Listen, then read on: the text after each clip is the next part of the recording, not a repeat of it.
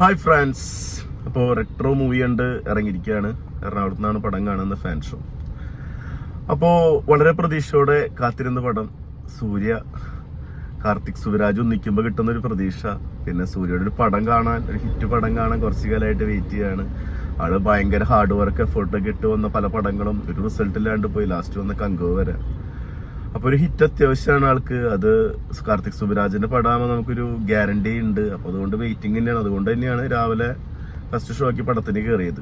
Fan show ആണ് കണ്ടത്. പിന്നെ നമ്മുടെ മലയാളത്തിന്റെ ജോജു ജോർജ് ഈ പടത്തില് ത്രൂ ഔട്ട് റോളുണ്ട്. നല്ല രസമായിട്ട് ചെയ്തു വെച്ചിട്ടുണ്ട്. അതിൽ ജയറാമേട്ടൻ അവർ രണ്ടുപേരും കിടുവായിട്ട് ചെയ്തു വെച്ചിട്ടുണ്ട്.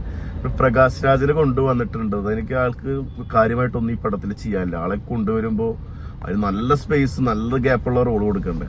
ഇതിലാൾക്കൊന്നും ചെയ്യാനില്ല പ്രത്യേകിച്ച്. പിന്നെ നാസർ, നായിക പൂജ ഹെഡ്ജോ, കറക്റ്റ് പേര് ഓർമ്മയില്ല നായികരെ. പിന്നെ മലയാള സിനിമയിലുള്ളൊരു ചേച്ചിയുടെ പേര് കറക്റ്റ് ഓർമ്മ കിട്ടുന്നില്ല. കുറെ പടങ്ങളിലുണ്ട്. ഒരു വലിയ ശോഷിച്ചിട്ടുള്ളൊരു ചേച്ചി, നല്ല അഭിനയമാണ്.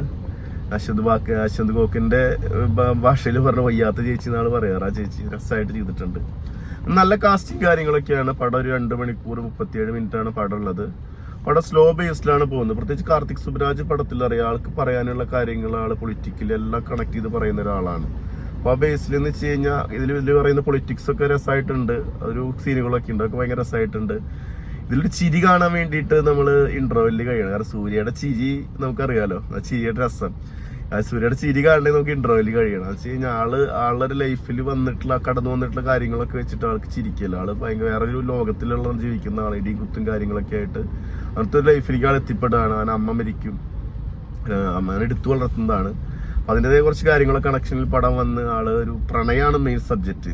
പ്രണയത്തിലൂടെയാണ് ഈ പടം പോകുന്നത്. പ്രണയത്തിന് വേണ്ടിയിട്ട് ഉള്ള കുറച്ച് കാര്യങ്ങളൊക്കെ ഉണ്ട്. അങ്ങനെ ആള് വേറെ സ്ഥലത്ത് എത്തിപ്പെടുകയാണ്. അവിടെ ഉണ്ടാവുന്ന കുറച്ച് കാര്യങ്ങളും ഒക്കെയാണ് പടത്തിലെ ഹൈലൈറ്റ് എന്ന് വെച്ച് കഴിഞ്ഞാൽ ഇതിൽ ഫൈറ്റ് സീനുകളൊക്കെ തന്നെ എനിക്ക് മെയിനായിട്ട് തോന്നിയത്. നല്ല രസമായിട്ട് ഫൈറ്റ് സീനുകളൊക്കെ എടുത്തു വെച്ചിട്ടുണ്ട്. പക്ഷെ ഈ ഫൈറ്റ് സീനുകളുടെ ബാക്ക്ഗ്രൗണ്ടിൽ കൊടുക്കുന്ന മ്യൂസിക് എനിക്ക് വളരെ ശോകമായിട്ട് തോന്നി. BGM ഇപ്പോൾ കുറച്ച് കാലമായിട്ട് നമ്മൾ കാണുന്നതാണ്. സ്റ്റോറി ഇതിൽ പാട്ടിടും, സ്ലോ ബേസ്ഡ് പാട്ടിടും, അതനുസരിച്ചുള്ള ഫൈറ്റ്. ഇപ്പോൾ നമ്മൾ ലിയോയിൽ ആദ്യം കണ്ട്, ഗുഡ് ബാഡ് അഗ്ലിയിൽ കണ്ട്, ഇതിലും അങ്ങനത്തെ ഒരു സംഭവങ്ങൾ ഉണ്ട്. ഒരു പാട്ടിലൂടെ ഫൈറ്റ് ഒക്കെ ഉണ്ട്. പക്ഷെ വളരെ രസമായിട്ട് ഫൈറ്റ് ചെയ്യുന്നുണ്ട്. പക്ഷെ അത് എനിക്ക് പേഴ്സണലി വർക്കായിട്ടില്ല, അതെനിക്ക് തോന്നിയത്. പിന്നെ ഇതിലെ സ്റ്റോറി എന്ന് വെച്ച് കഴിഞ്ഞാൽ നല്ല രസമുള്ള പിടിച്ച സ്റ്റോറിയാണ്. അത് അവസാന ക്ലൈമാക്സിൽ എത്തിക്കുന്നതും ഒരു 3 കാര്യങ്ങൾ കണക്ട് ആയിട്ട് ക്ലൈമാക്സിൽ എത്തുന്നതൊക്കെ രസമായിട്ടുണ്ട്. പക്ഷെ പടത്തിന്റെ ലെങ്ത് ആണ് എനിക്കൊരു പേഴ്സണലി. പടം ഹൈയിൽ വരും, പിന്നെ വീണ്ടും ലോയിലേക്ക് പോകും.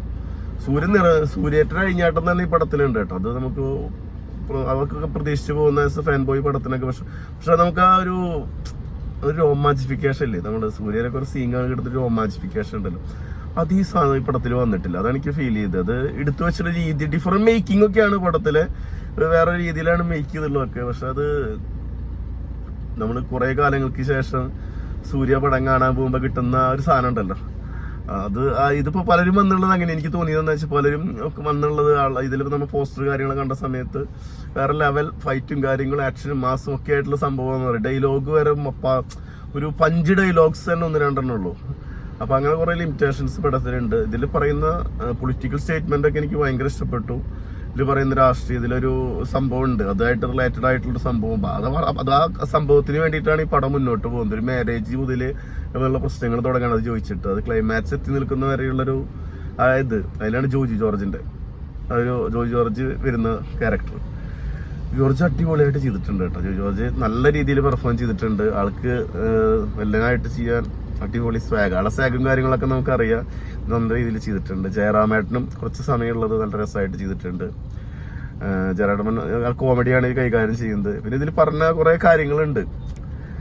സ്മൈൽ ഹോസ്പിറ്റൽ, ചിരി ഹോസ്പിറ്റൽ എന്നൊക്കെ പറഞ്ഞ കുറെ സംഭവങ്ങളുണ്ട്. പിന്നെ ലാസ്റ്റ് ട്രൈബൽ ഏരിയയിൽ നടക്കുന്ന ഒരു കാര്യങ്ങള്, അവസാനം സൂര്യ സാമി വരെ ആവുന്നുണ്ട്. അതിനുള്ള റീസണൊക്കെ ഉണ്ട്. അതൊക്കെ രസാക്കി എനിക്ക് തോന്നി. പക്ഷെ പടത്തിന്റെ ഇഴഞ്ഞുപോക്കാണ് പടത്തിന് വിനയായതെന്ന് തോന്നുന്നു. എന്നെ സംബന്ധിച്ച് പേഴ്സണലി ഒരു ആവറേജ് എക്സ്പീരിയൻസ് ആണ് എനിക്ക് കിട്ടിയത്. മോശം തോന്നിയില്ല. പക്ഷെ നമുക്ക് ആ ഒരു ഹൈപ്പിനനുസരിച്ചുള്ള പടം ഉണ്ടായിരുന്നില്ല. ഒരു 1 ടൈം തിയേറ്ററിൽ വാച്ച് ചെയ്യാൻ പറ്റിയ ഒരു മൂവി എന്ന് തന്നെ പറയാം. അത്രേ ഉള്ളൂ. കാരണം നമ്മൾ ഓവർ എക്സ്പെക്ടേഷനിൽ പോയത് കൊണ്ട് മാത്രമല്ല കേട്ടോ. കാരണം ഇതിൽ അത് എടുത്തു വെച്ച രീതിയൊക്കെ ഭയങ്കര ഇതായിട്ടുണ്ട്. പിന്നെ പടത്തിന്റെ ലെങ്ത് ശരി, എൻ്റെ അഭിപ്രായം നിങ്ങൾ കണ്ടിട്ട് നിങ്ങളുടെ അഭിപ്രായം വിലയിരുത്ത്. It's my personal opinion. Again നമ്മൾ സൂര്യപടത്തിന് വേണ്ടി വെയിറ്റ് ചെയ്യാണ്. കാരണം ആൾ നടുപ്പിൻ നായകനാണ്. വളരെ മോശം സമയത്തിലൂടെ കടന്നു പോകുന്നത്. അപ്പോൾ ഈ പടത്തിന്റെ പ്രതീക്ഷ അങ്ങോളായിരുന്നു.